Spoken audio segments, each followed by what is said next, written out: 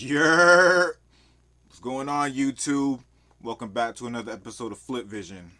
So, the last video I gave you in-depth view of what it is to source and look for these items to sell. This week, I wanted to show you the actual ending process of what it is to sell these items. So, when you buy these items in store or online with the intent to resell it, it's just potential profit. It hasn't been sold yet. It's not going to sell immediately in most cases, and you have to wait for the item to actually move.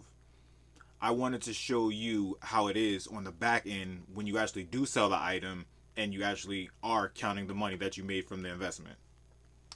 So I compiled a list of my top 5. Yeah, I know, another top 5 list, but a top 5 list of the most profitable things that sold for me in quarter 4, the end of quarter 4, right before the new year. Alright, to kick things off, we have this PlayStation 4 game I found at Walmart. It cost $4 and it's called The Hunter Call of the Wild. The game actually sold for me on Amazon for about 32 bucks. After Amazon took its cut, because you know everybody wants a piece of the pie, it cost about $9 in Amazon fees. And after you take in consideration of the $4 cost of the video game itself, I'm looking at a $19 profit.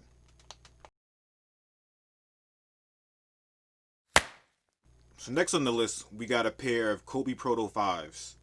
I actually hit these on a shock drop from the sneakers app. You know that's crazy because the sneaker app don't love nobody. But luckily I hit these. Retail cost $180. I sold it on StockX, and after StockX killed me in the fees, I was left with $208, which is a profit of about 28 bucks.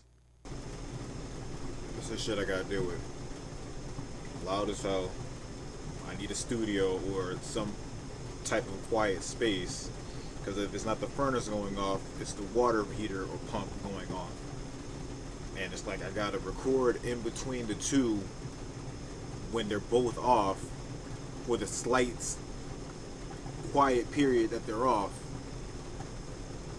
and it doesn't work out that well. I'm supposed to shoot a quick video real quick, got 2 items in, and the shit's been on for about 10 minutes now.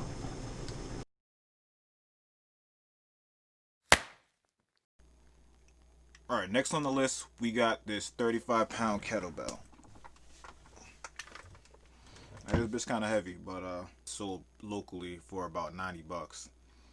Buy-in was about $35, roughly, give or take 30 to 35. I'm going to say worst case scenario was 35.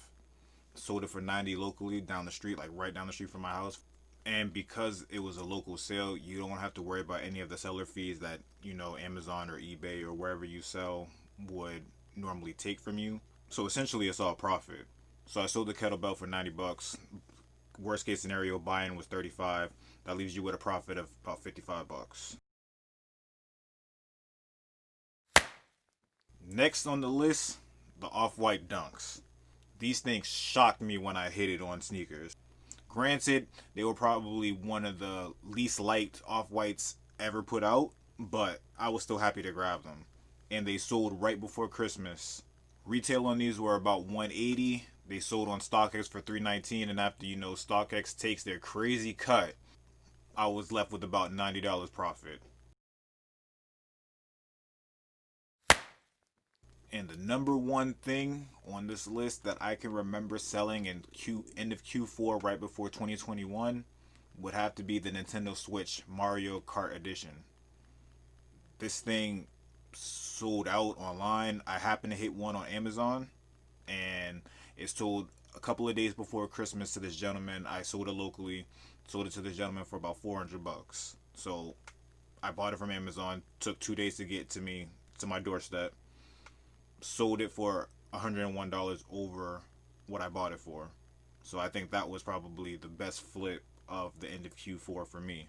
And that does it. It's another list in the books. This is why I always preach, keep your eyes open, because there's literally money to be made anywhere.